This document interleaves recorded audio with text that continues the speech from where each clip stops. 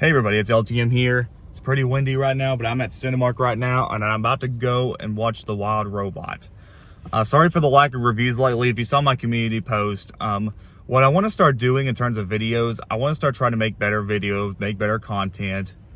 I'm gonna still talk about movie reviews, but I want to try to do the ones that are worth talking about rather than just doing every single one, you know? I'll still go see the movies, but I won't do vlogs on them and stuff. However, I have been thinking about on editorials. I'll just tell you, man, I'm still struggling on editorials because of my editing and stuff.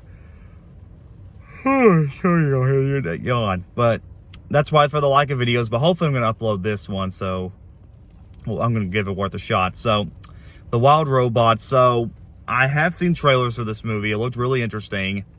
I love DreamWorks. Y'all know me by now. I love DreamWorks as an animation studio. They may have made a lot of flops, sure, but they've been trying to resurface rather recently these past couple of years, or at least recently. They have been kind of having a comeback. This year they released Kung Fu Panda 4, which I had problems with it, but I still enjoyed it enough. I think it's still good on its own. And I really enjoyed Orion in the Dark, the recent Netflix movie. I thought it was really good as well. And up to 2 years before this, like last year, they might have had flops like Ruby Gillman and Trolls 3, but we still had good movies like Puss in Boots 2, The Last Wish, and The Bad Guy. So they're kind of coming back in a sort of resurgence. And I recently saw the trailer for Dogman, which I'm really looking forward to because I like the first Captain Underpants film. So it's going to be really, I'm hoping this movie is going to be good nonetheless. And this movie's getting a lot of high praise, and we'll go see if they're really right about that. So, this is LTM, and I'll be right back with you guys.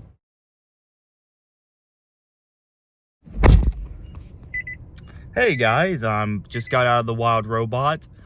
As you can see, my eyes are a little red from crying after the film. So, as I stated earlier, I had no expectations going to this. I was really looking forward to it, but I wanted to make sure to see if those people were right, and yeah, this is a great movie. Honestly, one of DreamWorks' best since Puss in Boots: The Last Wish. Right on par with that, because I don't know if I like it better, but it's definitely right above that. It's definitely right around that, because this is definitely DreamWorks at its peak. This takes you back to stuff like How to Train Your Dragon, Kung Fu Panda. This feels like honestly, if this came out maybe a little bit earlier, like say around after How to Train Your Dragon or before How to Train Your Dragon, I could guarantee you this movie would have been considered a hit right off the bat. I don't know if it's going to do well or not, since I know The Wild Robot itself is not a huge IP, but it is. I hope people do go see this movie, because man, this is probably one of the most maturest kids films I've seen in a while. And that's weird for me saying that, because like I said, it's DreamWorks, and usually when they do get it right, it's sometimes either childish or not very well put together sometimes. But here, much like Puss in Boots, everything here feels right. Okay, so the movie is about a robot. Her name is Roz. Well, they call her Roz. It's like a bunch of numbers when she first starts. Her name's Roz. And she finds this little duckling that ends up hatching because I guess the robot accidentally killed the mother by accident. So she ends up raising this little duckling, or this geese or goose, or you know, the bird. And as he grows up, he realizes the truth about where he's from.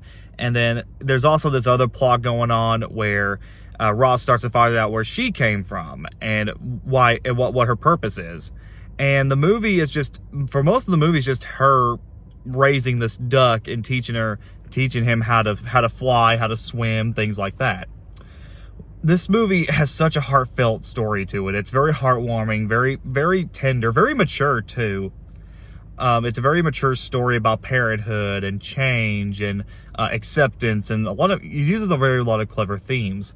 Stuff that you've seen before in kids' movies, but this movie does it in such a way. Something I tend to notice about Chris Sanders, like a lot of people say, is that when he takes a formulaic story and then just tries to add something new to it. He did it with How to Train Your Dragon, he did it with Lilo and Stitch, the first film, and he did it with The Croods. So he's really good at taking old formulaic stories and adds his own spin to it. And I love directors that can do that. Chris Sanders is a great director. I love the animation. It reminds me a lot from Puss in Boots: The Last Wish, like especially with the watercolor and the Spider-Verse style of it. But it looks really freaking good in this, and it looks highly immersive.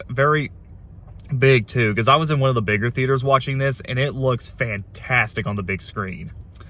I love the atmosphere and the way the world works. I like the world building in it. I like how it was all set up. Like, they don't explain everything, but I feel like that's kind of the movie's story and the way it was being told, because it's like it doesn't try too hard, but it also doesn't try too little. It's a good balance.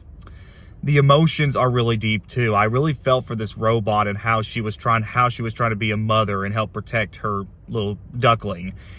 For someone who's getting ready to be an uncle pretty soon, this movie connected me on both an emotional and technical level, because now I'm not a parent obviously, but I'm about to become an uncle, and for someone who's getting ready to do that responsibility and raise a kid, sort of raise this kid, it's almost like, or helping it kind of showed me from a different point of view. The characters are very likable. I like this one fox who's played by Pedro Pascal, I think was his name, that voiced him, but he's really funny in this. And the movie's really funny too. A lot of dark jokes in it. Some of the kids may not get a lot of them, but for the adults, I think it's very, very interesting. I thought it was very funny. The action's really fun. The music score is really freaking good, honestly. And it's just a really well-made, put-together film. So, kind of a short review, but if you love DreamWorks, if you love the books, because I never read the books, so I had to go into this on my own, but I don't know how it would compare to the books, but if you love the books, if you love animation, if you love DreamWorks, or if you just want to take something to the kids to it, go watch this movie, man. I will guarantee you guys will have a great time. Overall score, I give it a 10 out of 10. Definitely one of the best kids movies I've seen all year.